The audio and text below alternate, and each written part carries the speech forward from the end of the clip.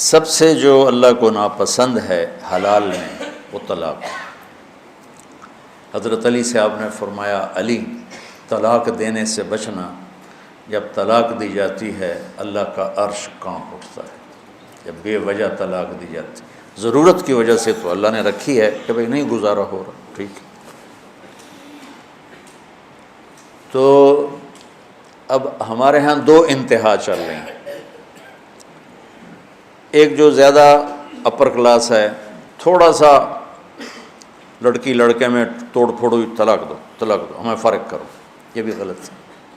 اور ایک تھوڑا جو نیچے طبقہ ہے، لڑکی پس پس کے مر جائے، نہیں طلاق نہیں لینی اتھے ہی گزارا کر، طلاق نہیں لینی اتھے ہی گزارا کر، یہ دونوں باتیں بڑی ناجائز ہیں، بہت نامناسب۔ اللہ نے طلاق اس لیے تو رکھی ہے کہ کہیں لڑکی ایسی بدتمیز ہوتی ہے کہ لڑکے کی زندگی حرام کر دیتی ہے، اور اکثریت سسرالی ماحول ایسا ہوتا ہے کہ اس بچی کی زندگی حرام ہو جاتی ہے، وہ گھنٹوں رضائی میں سر دے کے روتی رہتی ہے، اور ماں باپ سے کہتی ہے تو نہیں بابا تم جتھے ڈولی اترے اتھو ہی جنازہ اٹھے، یہ کیسی بے وقوفوں والی بات ہے۔ بھائی وہ اس پر ظلم کر رہے ہیں، زیادتی کر رہے ہیں، تو بچی تیرا جگر ہے، واپس لے، واپس کیوں نہیں لاتے؟ پھر ان کھوائیں گا کتوں، پھر یہ شادی کتنے کریں گے؟ یہ دو چیزیں ہیں جو رکاوٹ بن جاتی ہیں، کہنے بعد تو گزارا کر جا مر جا۔ تو اس لیے میرے نبی نے فرمایا، تو میں بتاؤں سب سے اعلیٰ درجے کا صدقہ کیا ہے؟ سب سے اعلیٰ درجے کا صدقہ ہے جس کی بیٹی کو طلاق ہو جائے اور وہ گھر واپس آ جائے، اس پر خرچ کرنا سب سے اعلیٰ درجے کا صدقہ۔ میرے نبی نے ایک کماری سے شادی کی، باقی سب یا بیوہ یا طلاق یافتہ، یا بیوہ یا طلاق یافتہ۔ ہمارا ہندو کلچر ہے، بچی کو طلاق ہو جائے وہ سسک کے دیواروں کے ساتھ زندگی گزار دیتی ہے، اس کو کوئی رشتہ نہیں آتا، تو کوئی ایک آدھ بچہ ساتھ ہو پھر تو بیچاری وہ نہ وہ جیتی ہے نہ مرتی ہے۔ میں چاڈ گیا، ایک غریب ملک ہے، اصل ان کی عرب ہے لیکن وہاں رہتے رہتے وہ افریقی رنگ غالب آ گیا ہے۔ جیسے جبوتی گیا، وہاں بھی یمن سے عرب آباد ہوئے، اور وہ اب ان کی شکلیں کالی ہیں، نقش عربوں والے ہیں، ایسے ہی چاڈ والے بھی شکلیں کالی ہیں، نقش عربوں والے ہیں۔ ورنہ جو حبشی ہیں نا، ان کو کوئی ناک ایسے ہوتا ہے، کوئی کان ایسے ہوتا ہے، اللہ نے عجیب وہ مخلوق بنائی ہے، ہمیں شکر کی نعمت سے نوازنے کے لیے کہ تمہیں بھی ایسا بنا سکتا تھا۔ تو وہاں پتہ چلا کہ بڑا بھائی طلاق دے دینا اپنی بیوی کو تو چھوٹا بھائی عدت کے بعد اس سے نکاح کر لیتا ہے، کوئی لڑائی نہیں۔ 8 بچوں کی ماں بیوہ ہو جائے یا طلاق ہو جائے تو عدت کے بعد فوراً 8 بچوں سمیت اس کی شادی ہو جاتی، اس کو قبول کر لیتے۔ ادھر معصوم بچہ ہوتا ہے نا، ایسی بچہ نہیں لینا، صرف لڑکی لینی، ایسی بچہ نہیں لینا، بڑا ظلم ہے، بڑا ظلم، بڑا ہی ظلم ہے۔ تو بیچاری تڑپتی، وہ آخر ماں ہی ہے نا، تو اس بچے کو تو ہم نے نکالنا ہی۔ ہم شادی کب کریں گے؟ جب بچہ ہم نے نہیں لینا، بس صرف لڑکی کو لینا ہے۔ وہ بیچاری راتوں کو کبھی تڑپے گی، کبھی دن میں تڑپے گی۔ وقت کے ساتھ ساتھ زخم بھر جاتا ہے، لیکن یہ بڑی قاتلانہ معاشرت ہے، اور اس پر ہمارے ممبر سے کوئی بات نہیں ہو رہی ہے۔ اور میں پچھلے 20 سال سے اس مضمون کو چھڑا ہوا ہے کہ اللہ کرے ہماری زندگیوں میں نبی والی زندگی آ جائے۔ اور ہمارے یہاں جو طلاق ہو رہے ہیں، اس طلاق کی وجہ کوئی بہت بڑی چیز نہیں ہے، اس طلاق کی وجہ بد زبانی ہے، لالچ ہے۔ ایک بچہ میرے پاس آ گیا، میں گاؤں میں تھا، رو رہا، میں کیا ہوا؟ کہ جی میری بہن کو سسرال نے نکال دیا ہے کہ فریج لیتے آویں گی تو تاں گھر وڑی نہیں تو وڑنے نہیں دیا۔ یہ ہو رہا ہے، عام ہو رہا ہے۔ یہ تو غریب لوگ۔ اور میں ادھر جاتا ہوں ایک جگہ اپنے دانتوں کے ٹریٹمنٹ کے لیے، تو کبھی میری بیگم بھی ہوتی ہے، ان کا بھی مسئلہ ہوتا ہے، تو وہاں ایک لیڈی ڈاکٹر بچی ہے، تو اس کو طلاق ہو گئی۔ کس بات پر؟ کہ تیرے باپ نے مجھے موٹر کیوں نہیں دی، گاڑی کیوں نہیں دی، واپس چلی جاؤ۔ تیرا باپ مالدار آدمی، مجھے گاڑی دینی تھی، اس نے گاڑی نہیں دی۔ یہ پورے پاکستان کی عکاسی میں کر رہا۔ تو بہت کم ہوتا ہے کہ بچی بے وقوف ہوتی ہے اور گھر اجاڑ دیتی ہے۔ عام طور پر یہ مسئلہ سسرال کی طرف سے اٹھتا ہے، اور میرے اللہ کو ناپسند ہے، میرے نبی کو ناپسند ہے طلاق دینا۔ لیکن اگر کسی وحشی سے واسطہ پڑ جائے یا کسی بدتمیز لڑکی سے واسطہ پڑ جائے تو پھر اللہ نے رکھا ہے کہ اس کو الگ ہو جاؤ۔ پھر الگ ہو تو اس کو لڑائی نہ بناؤ، دشمنی نہ بناؤ۔ یہاں تو دشمنیاں بن جاتی، لڑائیاں بن جاتی، بائیکاٹ ہو جاتے ہیں۔ عرب کی معاشرت میں اب بھی طلاق ہو جائے تو اس بچی کے لیے کوئی مسئلہ نہیں، اس کی فوراً شادی ہو جائے گی۔ ہماری بچیوں کو طلاق ہو جائے وہ دیواروں کے ساتھ لگ کے زندگی گزار دیتے، ان کو کوئی پوچھنے والا نہیں ہوتا، چاہے قصور مردوں کا ہو، عام طور پہ مردوں کا قصور ہوتا۔ تو یہ بہت اس وقت حساس مسئلہ بن چکا ہے، پورے ملک میں طلاق کی شرح بہت بڑھ گئی کہ برداشت نہیں ہے۔ والدین اپنے بچوں کو برداشت نہیں سکھاتے۔ میں نے جتنے سال تمہارے ساتھ گزارے، میں تمہیں یہ ایک، میری ساری باتوں کا اگر خلاصہ تو ایک چیز ہے کہ لوگوں کی برداشت کرنا سیکھ لو۔ وہ لوگوں میں بیوی ہو، باپ ہو، بہن ہو، بھائی ہو، دوست ہو، پڑوسی ہو، اپنا ہو، غیر ہو، برداشت کرنا سیکھ لو، آپ کی زندگی خوبصورت ہو جائے گی۔ اگر جواب دینے شروع کیے تو زندگی کا حسن سارا ہاتھوں سے نکل جائے گا۔ جب آپ نے نبوت کا اعلان کیا تو آپ کی 2 بیٹیاں حضرت رقیہ اور ام کلثوم، ان کا نکاح ہوا تھا ابو لہب کے بیٹوں کے ساتھ، چچا تھے نا ابو لہب۔ تو جب آیت آئی تبت یدا ابی لہب، تو اس نے آ کر اپنے بیٹوں سے کہا کہ راسی فی رؤوسکما حرام، میں اس گھر میں قدم نہیں رکھوں گا جب تک تم محمد بن عبداللہ کی بیٹیوں کو طلاق نہ دے دو۔ تو اس کا ایک بیٹا عتبہ، وہ حرم میں آیا، آپ تشریف فرما تھے، یہاں سے گریبان پکڑ کے جھٹکا دیا، آپ کا گریبان پھٹ گیا۔ وہ کہنے لگا تیری بیٹیوں کو طلاق ہے۔ طائف کے پتھر کھائے اور بد دعا نہیں کی۔ جب یوں بیٹی کی طلاق بھرے مجمع میں سنی تو کہا اچھا، میں اللہ سے کہتا ہوں اپنا کوئی کتا تیرے اوپر چھوڑ دے۔ اتنے دکھی ہوئے کہ اس کے لیے بد دعا کی۔ تجارتی قافلہ شام جا رہا تھا، اس میں عتبہ بھی تھا۔ تو ابو لہب آیا، دیکھو میرے بیٹے کو محمد نے بد دعا دی ہے، اور اس کی باتیں خالی نہیں جاتی، اس کی حفاظت کرنا، کوئی اس کو کچھ ہو نہ جائے۔ ایمان مقدر میں نہیں تھا اور بات پہ اعتماد اتنا تھا۔ جب یہ قافلہ زرقاء اترا تو ایک شیر آیا اور اس نے یوں سب کو دیکھا ایسے، تو عتبہ چیخنے لگا یہ محمد کی بد دعا آ گئی، یہ محمد کی بد دعا آ گئی، اور یہ مجھے مار دے گا۔ میں کہا پاگل ہے، ہم 300 آدمی ہیں، کیسے تجھے مار دے گا، ہم تیرے پہرے دار ہیں۔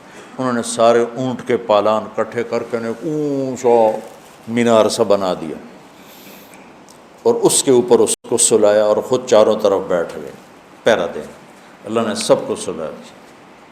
شیر آیا اور ایک ایک کو سونگا، چھوڑتا گیا، سب کو چھوڑ دیا۔ کتنے تھے مجھے کہیں ملے نہیں، کیونکہ 150-200 تو ہوتی تھے جب قافلہ چلتا۔ پھر اس نے یوں اوپر دیکھا، یوں سونگا اور پھر ایک چھلانگ لگائی، وہ سیدھا اس کے اوپر، اور جاتے اس کے منہ، اس سر اور منہ کو اپنے منہ میں لیا اور ایسے کچل دیا جیسے قیمہ بنا دیا جاتا، کھایا نہیں، بس ایسے کچل کے چھلانگ لگا کے واپس چلا گیا۔ تو میرے عزیزو بہت برا حال ہے۔ اللہ تعالیٰ نے درجے مقرر کیے ہیں کہ دیکھو اگر تمہاری بیوی نافرمان ہو رہی ہے تو اسے سمجھاؤ، فَعِظُوهُنَّ، اسے سمجھاؤ، پیار محبت سے، واز ہوتا ہی پیار محبت سمجھانا۔ وَاهْجُرُوهُنَّ فِي الْمَضَاجِعِ، پھر بھی نہ سمجھے تو اس کے ساتھ سلوک اچھا رکھو، لیکن رات کو سوتے ہوئے بستر اپنا باہر لے جاؤ، دوسرے کمرے میں سو جا، تاکہ اس کو احساس ہو کہ میرا خاوند تکلیف میں ہے۔ وہ پھر بھی نہ سمجھے تو اسے ایک آدھ تھپڑ سمجھانے کے لیے مار دو، یہ نہیں کہ سوٹے لے کے کھڑے ہو جاؤ کہ جسم پہ نشان بھی نہ پڑے اتنا۔ وہ پھر بھی نہ سمجھے تو پھر کیا کرو، پھر بھی طلاق دینے میں جلدی نہ کرو، پھر یہ کرو کہ ایک آدمی خامند کی طرف سے آئے اور ایک آدمی لڑکی کی طرف سے آئے اور دونوں بیٹھ کر کوئی حل نکالیں اور اس مسئلے کو ٹھیک کرنا چاہیں تاکہ طلاق نہ ہو۔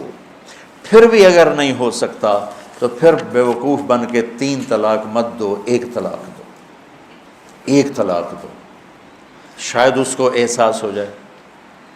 پھر بھی وہ نہیں باز آتی تو چھوڑ دو، چونکہ جو کام 3 طلاق نے کرنا ہے وہی 1 طلاق نے کرنا ہے۔ 1 طلاق سے بھی بیوی سے آپ کا نکاح ٹوٹ گیا، لیکن آپ کو ایک سہولت حاصل ہے کہ اس کے بعد اگر آپ چاہتے ہیں کہ ہم دوبارہ صلح کر لیں، لڑکی صلح کر لے، تو آپ دوبارہ نکاح کر لیں گے۔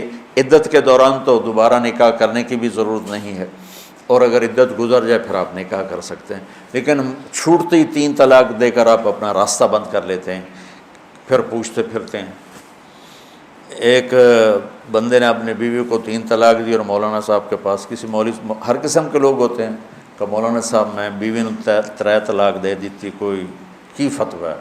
انہوں نے فرمایا حرام ہو گئی، کوئی رستہ کوئی۔ انہوں نے جیب سے لفافہ نکالا اور ان کے سرانے اس کے مسلح کے نیچے ایسے رکھ دیا کہ مولانا صاحب کوئی طرح دسو کہ ہن تو سوچنا ہی پوے گا۔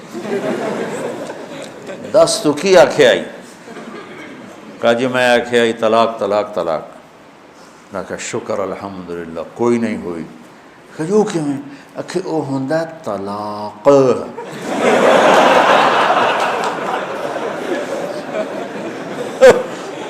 اور تو آکھیا طلاق طلاق طلاق، وہ چھوٹے کاف نال ہے، وڈے نال نہیں ہے، جا موجہ کر۔ پھر ایسی مصیبتیں وجود میں آتی۔ اللہ نہ کرے تمہارے گھر اجڑیں اور طلاقیں ہوں، لیکن اگر ایسا موقع آ جاتا ہے تو اللہ کے واسطے اپنی بچی کو پریشرائز نہ کرو کہ بس اتھے گزارا کر، اتھے گزارا، اور اپنے بچے کو مت پریشر میں ڈالو کہ میرے بھائی کی بیٹی ہے، تم نے گزارا کرنا ہے، تم نے گزارا کرنا ہے۔ تو مر جاتے ہیں، زندہ مر جاتے ہیں۔ پھر اس وقت علیحدگی ضروری ہے، پر اپنی بیٹیوں کو ذلیل نہ کرو کہ جتھے تیری ڈولی جاونی ہے اتھو تیرا جنازہ جانا ہے، یہ ظلم ہے۔ ہاں اگر اچھے سلوک ہیں تو واقعی پھر جہاں ڈولی اترے وہیں جنازہ، وہیں سے جنازہ اٹھے، لیکن وہ ویشیوں کے پلے پڑ گئی ہو۔ کہ